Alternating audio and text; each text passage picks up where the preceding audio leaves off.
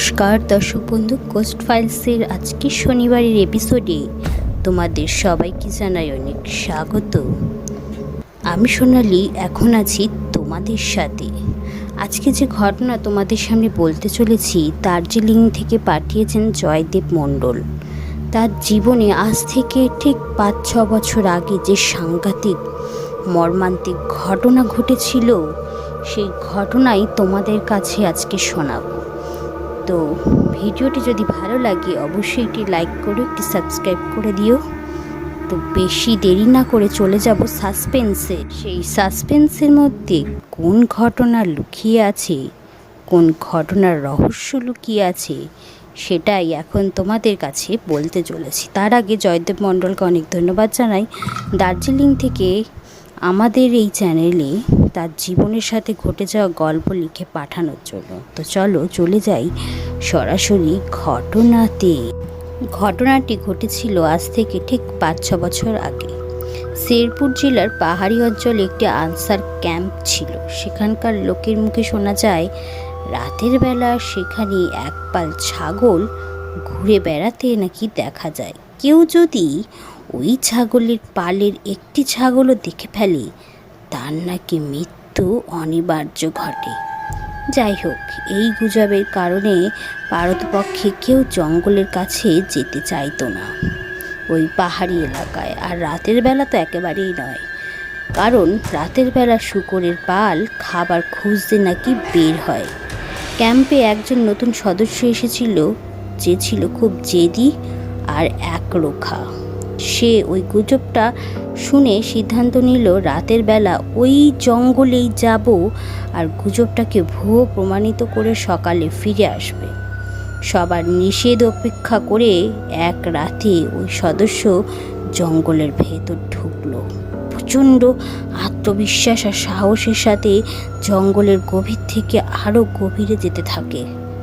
হঠাৎ তারই মাঝে খস খস করে বুনো ঝোপের ভেতর শব্দ হলো। সদস্য তার হাতে টর্চ দিয়ে ঝোপে আলো ফেলল।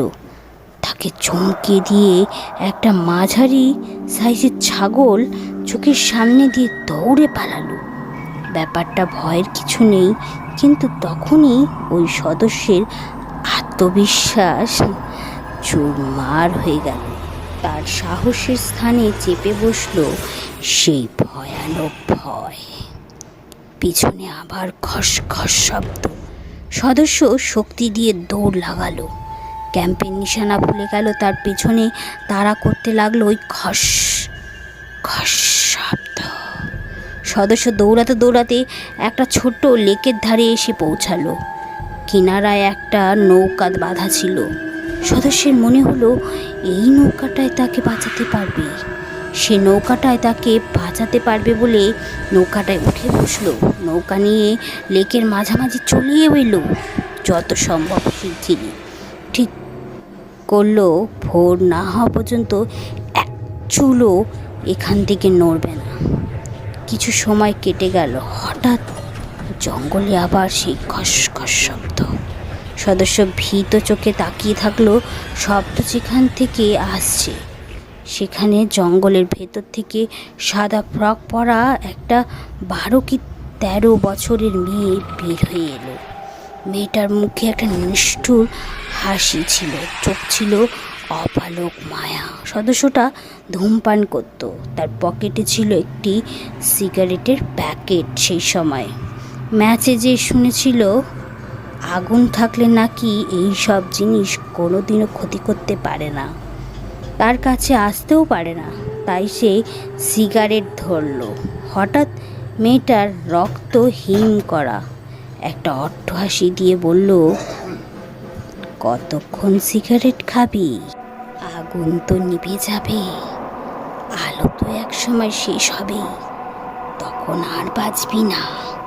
সদস্য থরথর করে কাঁপতে লাগলো। সেই সময় একটা সিগারেট শেষ না হতেই আর একটা ধরাতে লাগলো।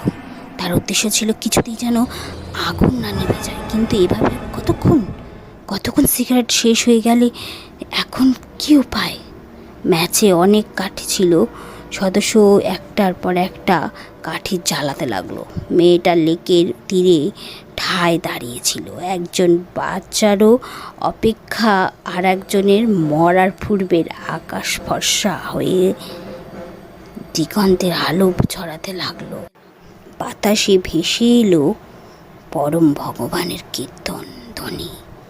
লেকের পানি ভরে তাজা স্নিগ্ধ বাতাসে ঢেউ খেলাতে লাগলো। জঙ্গলে একটা থমথমে ভাব বিরাজমান ছিল। জীবন মৃত্যুর সন্ধিক্ষণে দাঁড়িয়ে একজন মানুষ আর একজন অশরীরী। মেয়েটা চলে যেতে প্রস্তুত হলো, জঙ্গলের দিকে ধীরে ধীরে এগোতে লাগলো। হঠাৎ থমকে দাঁড়ালো, ধীরে ধীরে মুখটা লেকের দিকে ফেরালো, ঠোঁটে নিষ্ঠুর হাসি ফুটিয়ে বলল, এইবারের মতন বেঁচে গেলি, পরের বার কিন্তু আর বাঁচবি না। সদস্যের চোখের সামনে মেয়েটা তৎক্ষণাৎ অদৃশ্য হয়ে গেল। চোখে অপলক মায়া, কিন্তু গভীর এক দুঃখবোধ। সদস্য সূর্য না ওঠা পর্যন্ত ওই লেকের পানিতেই ছিল। তারপর নৌকো নিয়ে জঙ্গলের দিকে না এসে ঘুরপথের তীরে পৌঁছালো। অনেক কষ্টে ক্যাম্প চিনতে পারলো।